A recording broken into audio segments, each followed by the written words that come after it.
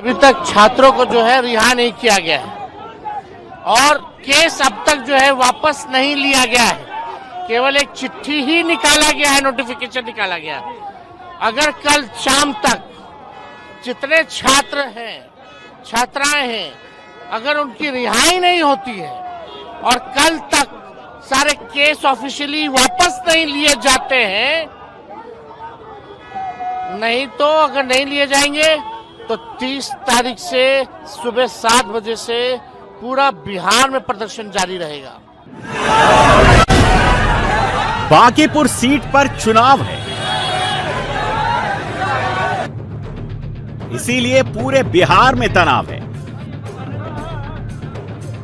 पूरे बिहार में सबसे बड़ी, सबसे हॉट सीट बन गई है बांकीपुर।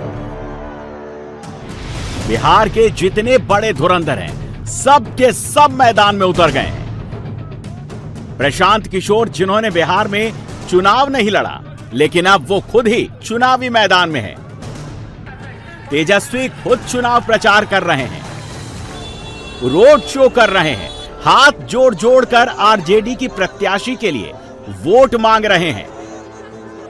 बांकीपुर की सीट का प्रेशर इतना है कि इस सीट पर हर किसी की साख दांव पर लगी है। बीजेपी को इस सीट के लिए अपने प्रत्याशी का ऐलान करने के बाद उसे बदलना तक पड़ गया। बांकीपुर सीट 2008 में बनी, 2010 में पहला चुनाव हुआ। बांकीपुर बीजेपी के नए अध्यक्ष नितिन नवीन की सीट है। 2010 से 2025 तक 4 बार नितिन नवीन इस सीट से विधायकी जीते हैं। नितिन नवीन के राज्यसभा जाने के बाद यह सीट खाली हुई है और अब वो बीजेपी के राष्ट्रीय अध्यक्ष भी हैं। ऐसे में बीजेपी किसी भी तरह का रिस्क नहीं ले सकती है, क्योंकि इस सीट पर अगर बीजेपी को हार मिलती है तो फिर ये मैसेज बिहार से देश भर में जाएगा और असर सीधे सेंट्रल लेवल पर पड़ेगा। ये बात तेजस्वी यादव भी जानते हैं, इसीलिए सीधे सीधे हमला बोल रहे हैं। सो कॉल्ड राष्ट्रीय अध्यक्ष जी का क्षेत्र है, तो यहां हारेगी तो पूरे देश में गूंज होगी। दो ही चुनाव हुआ है ना, ये दूसरा चुनाव होने जा रहा है। पहला एमएलसी का तो हार गए आरा भोजपुर वाला, अब ये बांकीपुर भी हारेंगे। तो मुकाबला किससे है, चूंकि प्रशांत किशोर भी इसी सीट पर हैं? देखिए, आप 2-3 नंबर वालों की बात हम नहीं करते, हम अपना बात करेंगे कि हम लोग मजबूत पोजीशन में हैं। लेकिन एनडीए के लोग सवाल खड़े कर रहे हैं आप पर भी कि अंतिम समय में पहुंचे हैं, सिर्फ 2 दिन का प्रचार किया। उनके कहने से हम आएंगे और जाएंगे, उठेंगे बैठेंगे। एनडीए में नेता कौन है?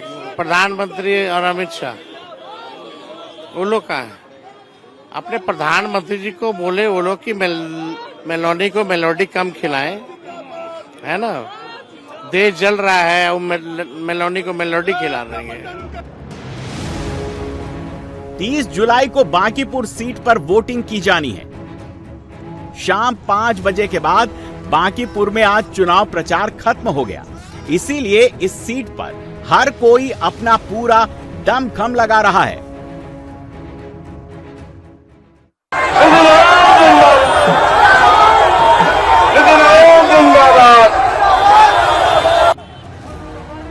बांकीपुर में प्रचार के दौरान रोड शो करते करते तेजस्वी यादव का काफिला और बीजेपी के पवन सिंह और रविशंकर प्रसाद आमने सामने आ गए, क्योंकि दोनों का रोड शो सड़क पर आमने सामने से गुजर रहा था। एक तरफ आरजेडी के झंडे थे तो दूसरी तरफ बीजेपी के झंडे थे। तेजस्वी ने भी मुस्कुराकर पवन सिंह और रविशंकर प्रसाद को नमस्कार किया। बांकीपुर सीट बीजेपी के लिए, एनडीए के लिए कितनी अहम है, इसका अंदाजा इस बात से आसानी से लग जाता है कि बिहार के 10 बार के सीएम रहे नीतीश कुमार राज्यसभा के जरिए दिल्ली पहुंच चुके हैं, दिल्ली में हैं, लेकिन इस सीट के लिए उन्होंने एनडीए कैंडिडेट की जीत के लिए वीडियो मैसेजिंग के जरिए अपना संदेश पूरी बिहार की जनता को भेजा है। आप सभी के विश्वास, सहयोग और आशीर्वाद से हमने 2 दशकों में सुशासन और न्याय के साथ विकास को पूरी ईमानदारी से धरातल पर उतारने का काम किया है। विकास की इस गति को बनाए रखने और विकसित बिहार के निश्चय को पूरा करने के लिए आपका एक एक वोट जरूरी है। आप सभी मतदाताओं से आग्रह है कि आप एनडीए के युवा उम्मीदवार श्री नीरज कुमार सिन्हा को अपना आशीर्वाद दें और मतदान के दिन कमल छाप के सामने बटन दबाकर भारी मतों से विजयी बनाएं। बांकीपुर का नतीजा क्या बिहार की सियासत बदल देगा? 30 जुलाई को बांकीपुर की जनता बीजेपी के नीरज सिन्हा के लिए, आरजेडी की रेखा गुप्ता के लिए, जनसुराज के संस्थापक प्रशांत किशोर के साथ साथ बाकी प्रत्याशियों के लिए भी वोट डालेगी। बांकीपुर उपचुनाव में सबसे ज्यादा जो नजर है वो यूथ वोट पर है। बांकीपुर की सड़कों पर संग्राम भी हुआ, पथराव भी हुआ और लाठीचार्ज भी किया गया। और अब यूथ जिसका साथ देगा, बांकीपुर में उसका ही परचम बुलंद होगा। इसीलिए तेजस्वी यादव छात्रों की केस वापसी का मुद्दा बनाकर 30 जुलाई से सुबह 7 बजे से पूरे बिहार में प्रोटेस्ट करने की बात कर रहे हैं। बांकीपुर की सीट पर कुल मतदाता 3,79,000 हैं। पहली बार जो वोट डालेंगे ऐसे वोटर 4,998 हैं। 18 से 34 साल के मतदाता 1.10 लाख हैं। यानी 32 से 35% वोटर युवा वोटर है बांकीपुर की सीट पर। बांकीपुर की सीट इसीलिए छात्रों का गढ़ मानी जाती है। बांकीपुर क्षेत्र में Patna university, NIT Patna, B N college, science college और एएन कॉलेज जैसे बड़े शैक्षणिक संस्थान और प्रमुख कोचिंग सेंटर्स आते हैं। इस वजह से यहां बड़ी संख्या में छात्र और युवा वोटर रहते हैं। अब यह तय है कि यह डिसाइसिव यूथ वोटर का रेला जिधर चलेगा जीत उसी को नसीब होगी।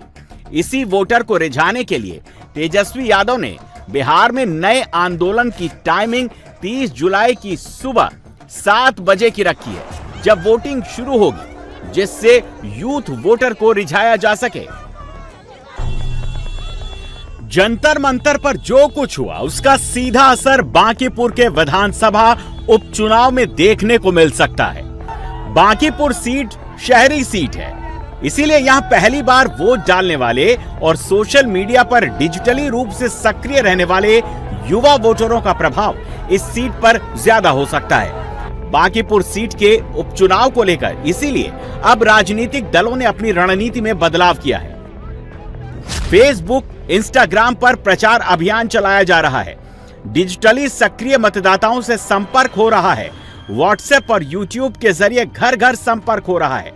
युवा और शहरी मतदाताओं के बीच पहुंच बनाई जा रही है।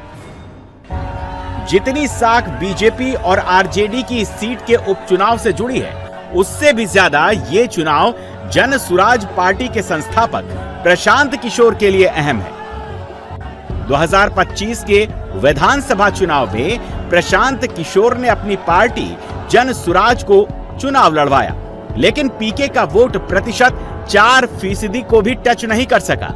इसीलिए अपनी पार्टी में आखिरी जान फूंकने के लिए पीके अब खुद मैदान में उतर गए हैं। कह रहे हैं कि बीजेपी डरी हुई है और नीतीश कुमार के एआई वीडियो मैसेज को दिखाकर जीतने की कोशिश कर रही है।